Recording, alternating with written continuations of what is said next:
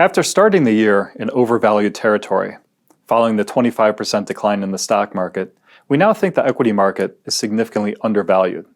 However, as the market continues to contend with the headwinds we identified at the beginning of the year, we expect that volatility will remain elevated over the foreseeable future. In order to establish a durable bottom, the markets are looking for a re-acceleration of economic growth and evidence that inflation will moderate next year.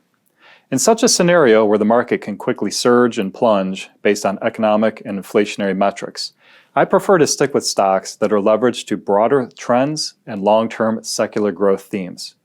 For example, one of the trends we continue to expect over the next 12 to 18 months is the normalization of consumer behavior as the pandemic recedes. Now, during the pandemic, there was a huge shift in consumer spending into goods and away from services. We expect that as behavior normalizes, spending will revert back to pre-pandemic trends. Now, two of the best picks from our analyst team that are leveraged to this trend include Simon Property Group and Boston Beer. Now, Simon Property Group is a REIT, and it specializes in investing in Class A shopping malls. The stock is rated 5 stars, trades at a 41% discount to our fair value, and pays over a 7% dividend yield. Now, REIT stocks have significantly underperformed the broad market this year due to the impact of rising interest rates, and stocks of mall operators have been especially hard hit as investors are skeptical of retail real estate.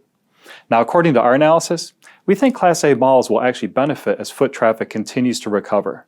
In addition, mall operators have been doing several things to keep themselves relevant in a world with ever-increasing online sales. For example, they have revised the portfolio of retailers in their malls to remain relevant to shoppers and have evolved to becoming more experiential. Malls are increasingly offering more services such as restaurant dining, physicians' offices, and exercise facilities, those things that cannot be replicated online.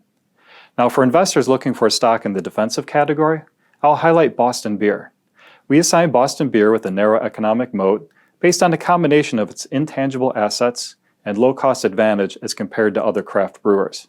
The stock is rated 5 stars, trades at about half of our fair value.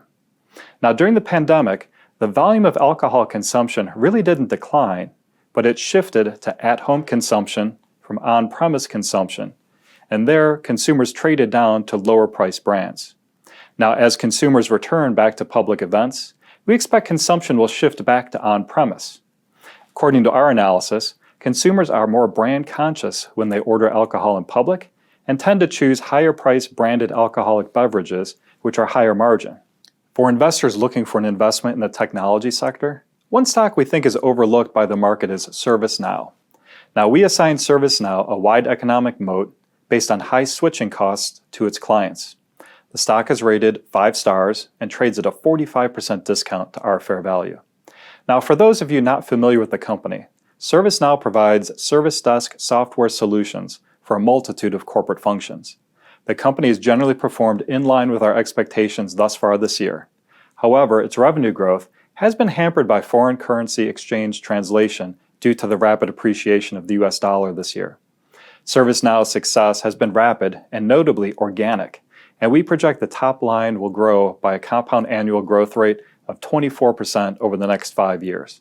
The company generates free cash flow margins of over 30%, placing it near the top of the software space. Lastly, the company has a strong balance sheet and will be able to ride out any potential economic storms.